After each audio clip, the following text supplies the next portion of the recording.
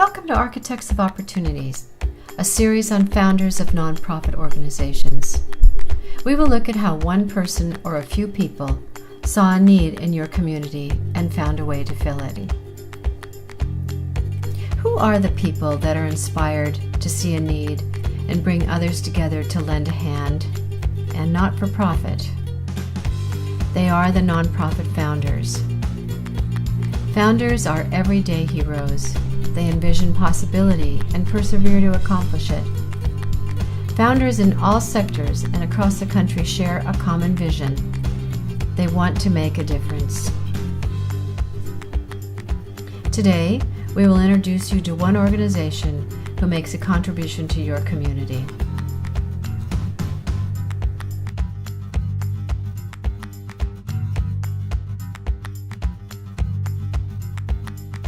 Thank you so much for taking the time. I know you're so busy, and meeting with the young people that you've served was inspiring, and it was just in awe. I didn't want to stop. And I'm glad you felt that way, because that's how I feel every day. Mm-hmm. Tell me a little bit about how you found out about Ambassadors for Hope.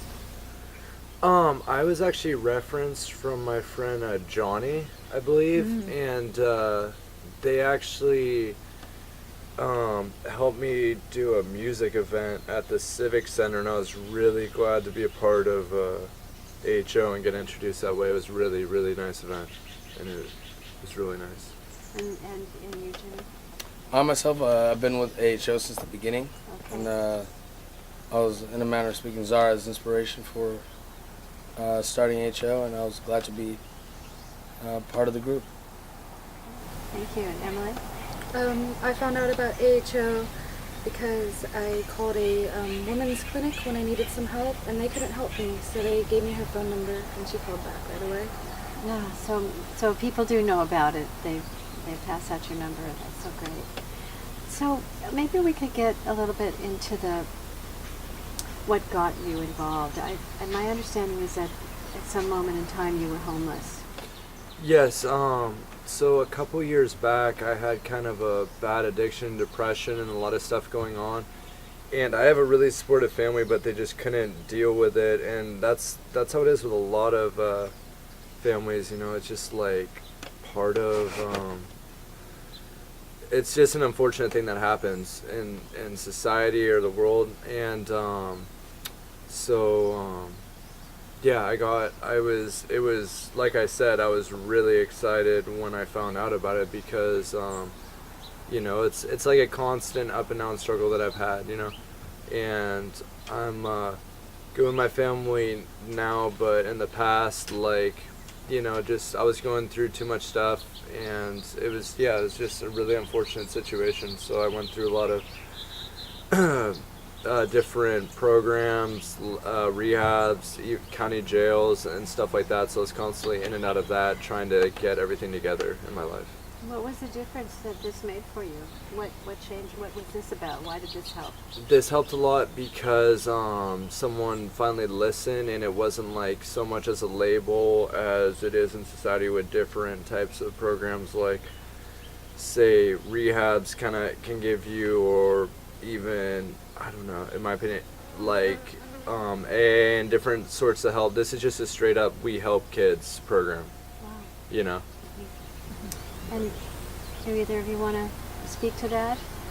AHO is more appealing because there aren't any strings attached, and you have a lot of freedom to take care of yourself within the program. Other programs will give you a service that kind of lock you in, and for kids that's very intimidating because life is unexpected, especially if you're a homeless young adult, and you can't always. For example, at a shelter I had to stay at, I could stay for a week, but if I had to be gone a night, my week reservation was gone. And Zara allows us to take steps that have risk, because we can always go back to her, and that's great. Jenny, do you have anything you want to say? Yeah, I myself, I went homeless because I was living in Santa Rosa, and I've gotten out of the group home. And so I was raised in a group home system, and so when I left, I didn't really have all the skills, the life skills, that would help someone to live on their own and to be their own person. And so I usually use the metaphor of I had a house and I had the tools, but I wasn't taught how to use the tools to fix the house.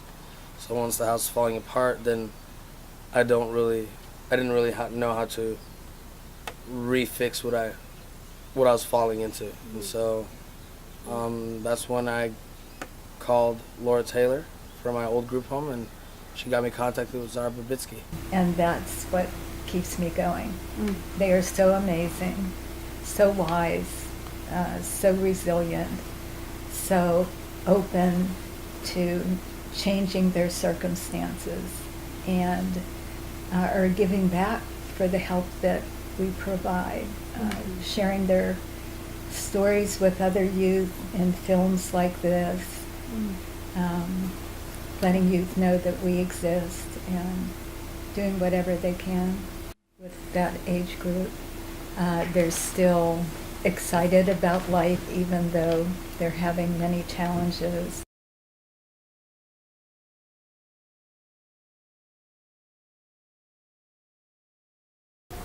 And it's scary for many people around who have to hear about these stories, and I feel like I receive some backlash because youth homelessness makes people kind of question the state of reality, because the reality is you grew up with good parents, you should do well, and some kids don't have the best situations, and it just makes the story a bit more complex about growing up, and that's very scary for people to think about. But I would have appreciated more empathy, or even just more thought, because that consideration reminds me that I am human. And yeah, a lot of people associate homelessness with not being human, and that's the number one thing we need. Well, a lot of people say, well, why don't you just get jobs? And if you just get a job, or why aren't you in school, or how does that? Because the situation is, when everything is really bad at that moment, physically there are a ton of reasons why you can't get a job, because you don't have a car, you don't have anything to even get to a place to get dressed and change. Like, things take time. Like, you need to get clothes so that you can even show up to the job. You need to take a shower, you need to find food, and all those situations aren't factors that are always there at that very moment. So you get stuck in it. Plus, jobs require, a lot of them require just such, obedience and strictness around timing and stuff, and you're coming out of a very chaotic life.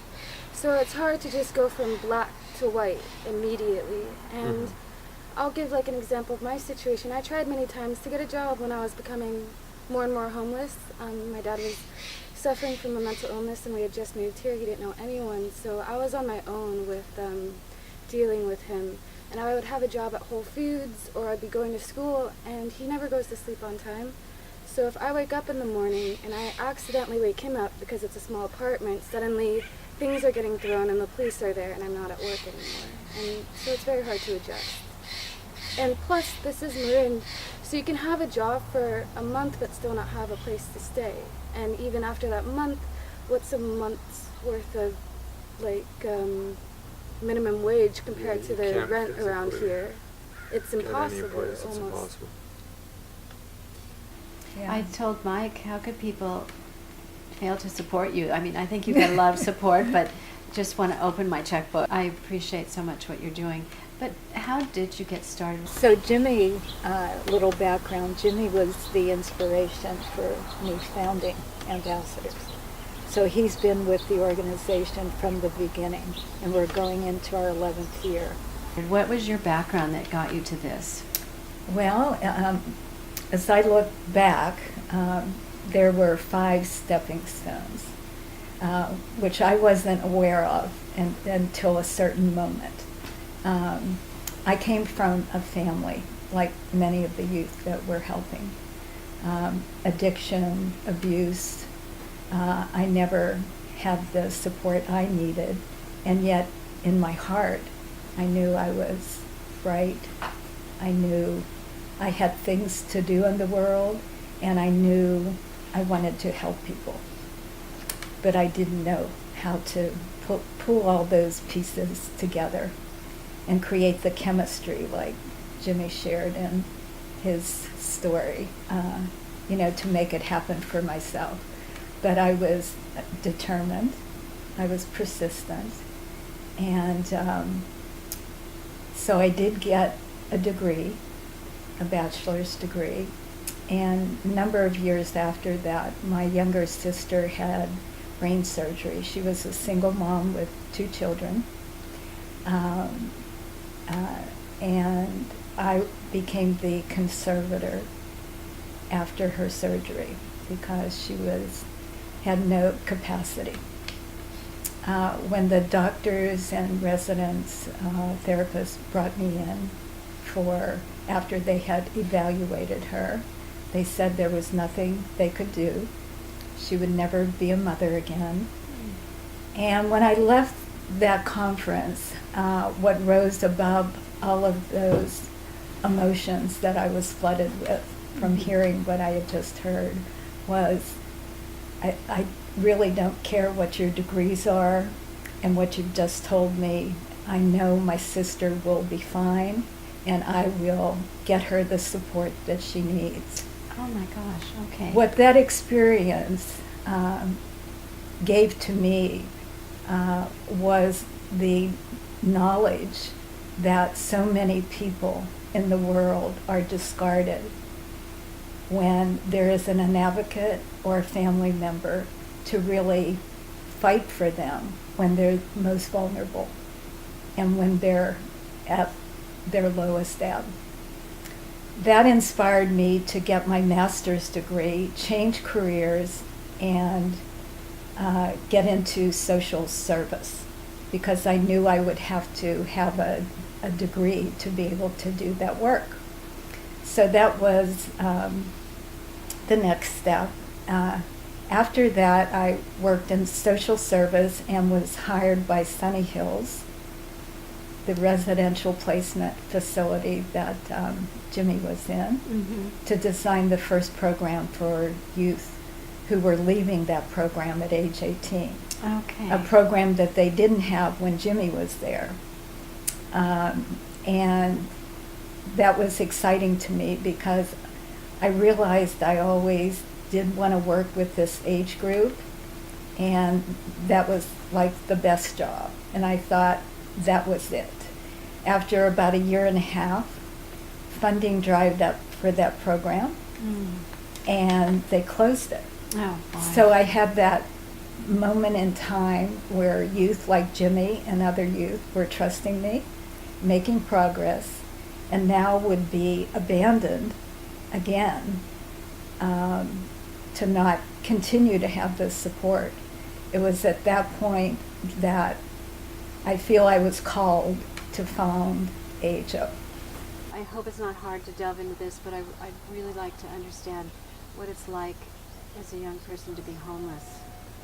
Well, I mean, I'll just say it is hard. It is hard to delve into it just because you're constantly living your, like, that is, in a manner of speaking, that's like where you're coming out of, or where you sort of relate with, and so, but it is important to be spoken about so that healing can happen, so that people can move on. And so I'll speak for myself. It was just very demeaning, and it was very difficult. I didn't want to be a statistic because I was already in the system before. So now when I was homeless, I was already a statistic, and I was already failing again, and I was just feeling low, and just feeling like, wow, look, I've disappointed everybody, and I've failed at all the opportunities that I was given. It was a really sad moment of just trying to find self-worth and trying to find who I am, and who, not have the title of being homeless and, oh, I'm a homeless person. Nobody, at least I myself, I don't want to be put into that category, or I don't want to be labeled. And so it was just all very, very challenging, and you needed support. Zara was that support. AHO, Ambassadors of Hope and Opportunity, was that support, and I was glad for it, for being there. That's just sort of a little skimming the top of it. Yeah, thank you. I know that's hard, and I appreciate it. And either of you want to speak to that? I'll go quick. Yeah, there was a time when in between Joe where I was kicked out of a place and I was living in an abandoned house and I was couch surfing, and it just was really, really bad. Because problem in my opinion with homelessness, especially in a place like this, is that you make an effort. Obviously as a kid you're not going to want to be like, look, I look homeless. Like, no, you're going to like do everything you can not to look homeless, and it's a hard subject to approach, extremely sensitive. Like, the best way I can think is just putting yourself in the shoes for a second of if you didn't have a place to live, like how that would feel. It sucks. It, with a lack of better words. And emotionally overwhelming, and you want to give up, and you're just grateful that you don't, and you keep moving. But that's, I don't know. It's scary. It's a crazy feeling. Very chaotic. Yeah, chaotic is a good way to put it. I used my own savings, had no funding, no team, and just hit the ground running to be able to continue to help them build AHO. I even wrote the paperwork for the nonprofit grant, which is not my expertise. So You just did what it took. Yes. Yes. You had some background in nonprofit, but you just started, though that was about 11 years ago. Yes. And so you were working at that time, Joe Costa was running that Yes. organization? Mhm. Okay, yeah. Mhm. And so then you went out on your own and just began a nonprofit. Did you get nonprofit status at that time, or how did you? Fiscal agent with Marin was the with first Mary step. O'Mara. Oh, yeah. And she's part of this? Yes, I do. Okay, right. Yeah. Uh-huh. So that was the beginning, Fabulous. and wrote the nonprofit paperwork, Mhm. and it was about 9 months or a year or so later we actually got our actual nonprofit status, Uh-huh. but we had fiscal agent with Marin Link. And so the youth started coming to you. First it was Jimmy, and then The youth that I had been working with at Sunny Hills, Okay. they knew many, because I had been in social service now, Right. prior to Sunny Hills hiring me for about 10 or 11 years, I knew there was a huge issue with homeless youth in Marin, and no one was doing anything. And were they homeless because they were aging out of foster care? Not so much in Marin. We don't have many foster youth in Marin. All right. What I was seeing was youth who had come from families like the youth that you met, or no families at all, like Uh-huh. Jimmy, for example, but families who were drug, alcohol addicted, mentally ill, abusive in ways ever been. They're so articulate and Yes. so forth. They want to fit in because that's a natural thing to do during this age. Mm-hmm. They want to do it themselves, and they try very hard to do it themselves until they can't. Mhm. And some get addicted to meth and other things, and they never come out of it. But, That's right. They're the lost. youth that come to us are ready for help because they need to make the call. And they have the support from other youth who have worked with us to know that when they come, they're not going to be judged. I think that there are more kids that are becoming homeless because the college tuitions are so expensive, and Yeah. I think it's a perfect storm. Yeah. I that's a good believe that point. there's many in life. One thing I've realized is that there's never it takes more than just one thing to make a situation. Situation's very complex, and life's very complex. And the more we try to simplify it by, is it this or is it, then the more we're not really paying attention to the fact that HO is actually addressing all these things, and that is why it's multifaceted. That's why it's able to be, it's customizable in a manner of speaking. so that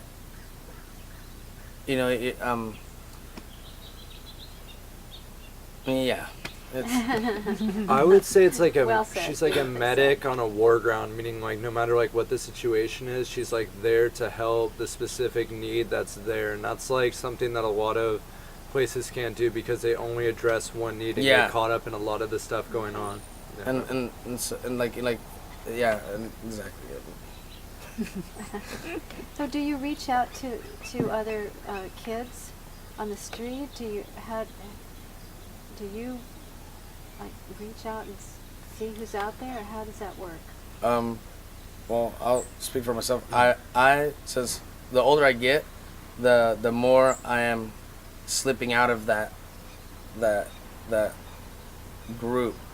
But the more I realize that actually now I'm able to refer anybody and everybody, even people who want to help, people who need to. Like before, I was just more focused on help. Like I'll just give out Zara's number to anybody that I met because I was on the street, or I was hanging out with people who were on the street, and whether I felt comfortable with them or just because I was on the street. Yeah. But I'll just give people her number, and to this day I still give people her number, and like, hey, and now I speak to people who are older and they have friends who are younger or something like that, and so we'll get contact with this, and so I give them the card.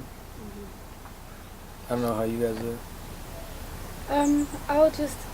I'll tell them a little about Zara and see if they want the number. And I definitely feel a lot better about giving Zara's number out, because when someone's in need and it's like, okay, well, here's a shelter's number, I don't feel like I'm doing them a service. I feel like I'm giving them a gray option that they're not too happy about, that might hurt them a little. But with Zara, it's like a complete liberation. Like, here's actual help, and there's like no hesitation with that. And that's the other thing about shelters, that there's a stigma, Yeah. So to it's not inspirational, in my opinion, for me, to be in a homeless shelter. It's not inspirational, because then I'm like, this is what this is gonna be my future type of thing. But so if I'm able to call Zara and be like, hey, what's up? Come here, and communicate and be able to just be around healthiness, then hopefully that's gonna rub off, and hopefully it's gonna inspire, and then also it's non-threatening, to be around here and around this beauty and just communicating, and and having somebody flexible like Zara to communicate with is very appreciated. And she relates to you with who you are, what you're about to become, rather than your mistakes. Yeah. And that's I need Zara. How do you clone Zara? That's what I've been wondering for years. Yeah, I don't think Zara can be cloned. I've been trying to figure that out. Seriously. I sincerely believe that what it is about us learning and gleaning and drafting off Zara and learning as much, and then being able to give that back, and just I just believe in she leads by example. I think I think she has like a mindset and an application to life that I think needs to be applied a lot, and she's not looking for a product, she's not looking for an ultimate conclusion that reflects her or anyone else in a certain way. She is simply trying to be a tool of help. Here's where help's needed, she's there. She's not looking for you to turn out a certain way, which is where parents get really frustrated, and she's not looking to see where she went wrong because you went wrong. She's just trying to be help. Where can we move on from this, and how can we grow from this? What can we learn? HO has helped me apply and look for housing and such.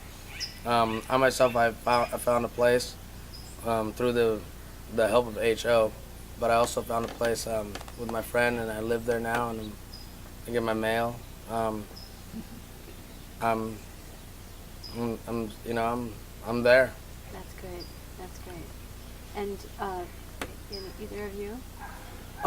She is there to help me every step to like find out what I need. At the time, I've been fortunate in that family has like been there, but financially like things have been extremely hard lately. So she's helping me like find specific work and all sorts of stuff like that. So it hasn't been the specific need at the moment. the big need is like making sure I don't go back to a place like that, you know. Yeah, you're housed now, though. Yeah, thank God. Yeah. Mm-hmm. Yeah. And for you? She helped me find housing in the beginning when I needed emergency housing, and then I didn't have a job, so she had me doing jobs to prepare for Youth Connect.